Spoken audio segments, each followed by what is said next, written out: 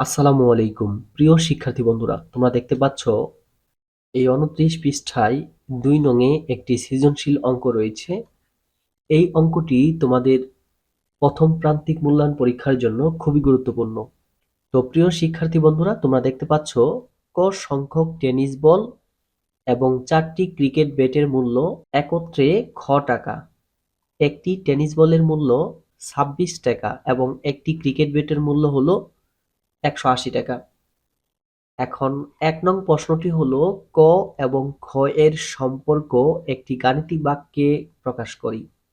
তো প্রিয় শিক্ষার্থী বন্ধুরা, এই ১ নং যে গাণিতিক বাক্যটি আছে এটা আমরা কিভাবে সাজাবো সেটি নিয়ে এখন আমি তোমাদের সাথে আলোচনা করতেছি। এখানে দেখো ক সংখ্যক টেনিস বল। ক সংখ্যক টেনিস বল মানে হলো কয়টা টেনিস বল কিনা হয়েছে এখানে কিন্তু বলা হয়নি। এখন যে কয়টা টেনিস বল কিনছে ওই কয়টা টেনিস বলকে আমরা কি ধরবো? ক ধরবো। কি ধরবো? ক। আর দেখতে পাচ্ছ একটি টেনিস বলের মূল্য হলো ২৬ টাকা। তাহলে একটার মূল্য ২৬ টাকা আর ক সংখ্যক টেনিস বল কিনছে। এই জন্য আমরা কিভাবে লিখবো এটা? ২৬ গুণন ক। মনে করো একটি টেনিস বলের মূল্য হলো ২৬ টাকা। এখন আমি মনে করো যে ১৫টা টেনিস বল কিনছি। সেক্ষেত্রে আমরা কি করব? প্রথমে ২৬ লিখে এর সাথে গুণ দিব হলো ১৫। তারপরে এই ২৬ এর সাথে ১৫ গুণ করলেই কিন্তু আমাদের উত্তরটা বের হয়ে যাবে। তাই কি না? এখন সেম ভাবে দেখো একটা টেনিস বলের মূল্য কিন্তু ২৬ টাকা দেওয়া হয়েছে। এখন কয়টি টেনিস বল কিনছে এটা কিন্তু বলছে না। শুধু বলছে ক সংখ্যক টেনিস বল। এই জন্য ২৬ এর সঙ্গে আমাদের ক কি করতে হবে? গুণ করতে হবে। এর সাথে আমাদের যেটা করতে হবে এই যে দেখতে পাচ্ছ এবং ৪টি ক্রিকেট ব্যাটের মূল্য একত্রে খ টাকা। এই যে নিচে দেখতে পাচ্ছ একটি ব্যাটের মূল্য কত? ১৮০ টাকা দেওয়া আছে। এই জন্য এখন আমাদের লিখতে হবে যোগ, এই যে একত্রে বলছে না, একত্রে বললে কি হয়? যোগ হয়ে যায়। ১৮০ গুণ দিব কত? এই যে ৪টা ব্যাট কিনছে, গুণন হলো ৪। এখন দেখতে পাচ্ছ এই যে ২৬ টাকা এটা কিন্তু একটা টেনিস বলের মূল্য।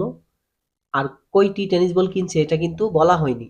এটাকে কি ধরতে বলছে? এই যে ক ধরতে বলছে, এই জন্য ক যোগ ১৮০, এটা হলো একটা ব্যাটের মূল্য। আর ব্যাট কিনছে কয়টা? ৪টা, এই জন্য গুণন ৪। আর এই সবগুলা মিলে একত্রে হলো খ টাকা। এই জন্য এখানে লিখতে হবে খ। এটাই কিন্তু আমাদের কি বলতো? গাণিতিক বাক্য। গাণিতিক বাক্য। তো প্রিয় শিক্ষার্থী বন্ধুরা, এই গাণিতিক বাক্যটা তোমরা কিভাবে সাজাবে আশা করি তোমরা এখন বুঝতে পেরেছো।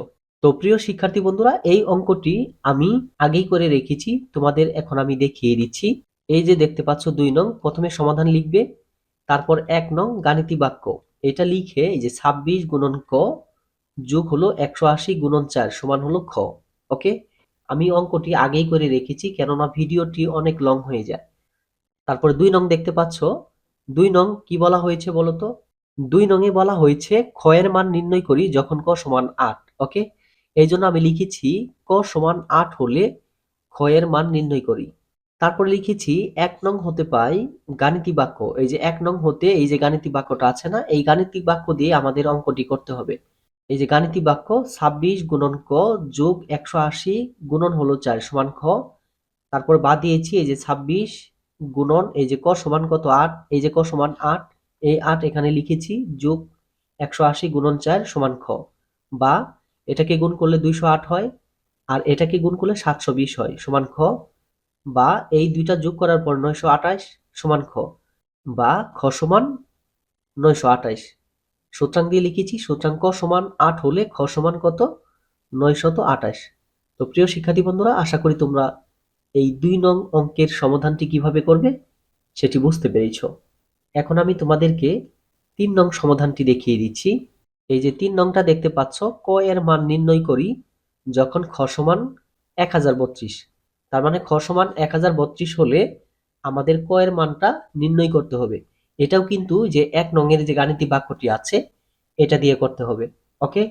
তো প্রিয় শিক্ষার্থী বন্ধুরা, এই যে ৩ নং এ দেখতে পাচ্ছ খ সমান ১০৩২ হলে ক এর মান নির্ণয় করি। এটা লেখার পর আমরা লিখব হলো ১ নং হতে পাই গাণিতিক বাক্য ২৬ গুণন ক যোগ ১৮০ গুণন ৪ সমান খ। এটা কিন্তু আমরা ১ নং এ এই গাণিতিক বাক্যটা লিখেছিলাম। ওকে, তারপর বা দিয়ে লিখবো 26 গুণন ক 180 গুণন 4 সমান হলো 1032। এই 1032 কোথায় পেলাম বলো তো? এই যে খ সমান 1032। ওকে, তারপর বা দিয়ে লিখেছি 26 গুণন ক যোগ হলো, এটাকে গুণ করলে 720 হয়। তারপর সমান দিয়ে লিখেছি 1032 বা 26 গুণন ক সমান 1032। আর যেহেতু সমানের বাম পাশে 720 এর সামনে কি ছিল? যোগ। আর এটা যেহেতু সমানের ডান পাশে লিখতেছি এই জন্য বিয়োগ 720। ওকে, বা 26 গুণন ক সমান 312। 1032 থেকে 720 বিয়োগ করলে 312 থাকে। বা ক সমান এই যে 312 ভাগ কত? 26। বা ক সমান কত হলো? 12। তার মানে ক এর মান বের হলো 12। ওকে, সুতরাং খ সমান 1032 হলে ক সমান 12।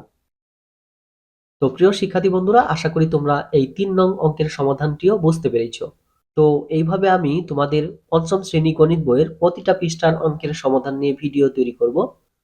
তোমরা অবশ্যই আমার এই চ্যানেলটি সাবস্ক্রাইব করে পাশে থাকা বেল আইকনে প্রেস করে রাখবে, যেন পরবর্তীতে আমি কোনো ভিডিও পাবলিশ করার সাথে সাথেই সবার আগে তোমরা দেখতে পারো।